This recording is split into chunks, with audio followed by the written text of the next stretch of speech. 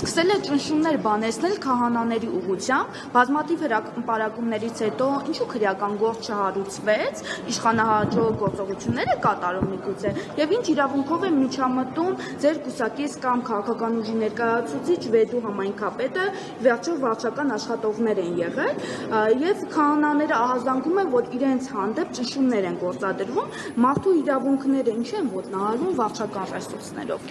Ճիշտ ասած, չգիտեմ, որտեղից ենթադրեցիք, որ ես կուսակցական գործունեություն եմ իրականացնում, ես ընդհանրապես կուսակցական գործունեություն չեմ իրականացրել, ես 2008 թվականից աշխատում եմ Հայաստանի պետական համակարգում, այսինքն բավականին երկար տարիներ եւ երբևէ չեմ իրականացրել կուսակցական կամ քաղաքական գործունեություն։ Հիմա այո, դեպքի հետ կապած միանշանակ, ավելին ասեմ, մենք նաեւ քաղաքացու հետ, մենք պարզ ասեմ, նաեւ քաղաքացու հետ ենք խոսել, որպեսզի նրա իրավունքների պաշտպանությունը կարողանանք այդ թվում իր համաձայնությամբ իրականացնել։ Հիմա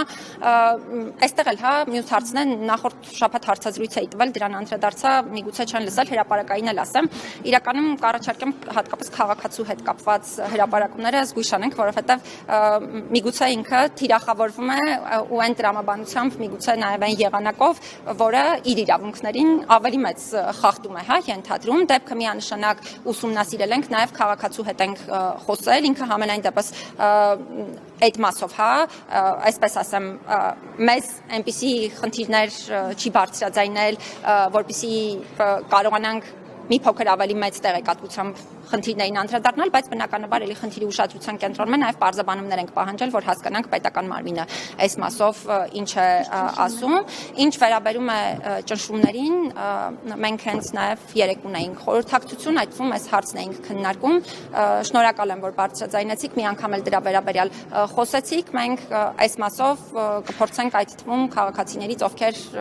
ենթադրաբար ճնշումների են ենթարկվում, խորհրդապահական եղանակով հասկանալ իրավիճակը եւ մեր քայլերը ձեռնարկել։ Շնորհակալ եմ, կխնդրեմ ավարտենք։ Շնորհակալ։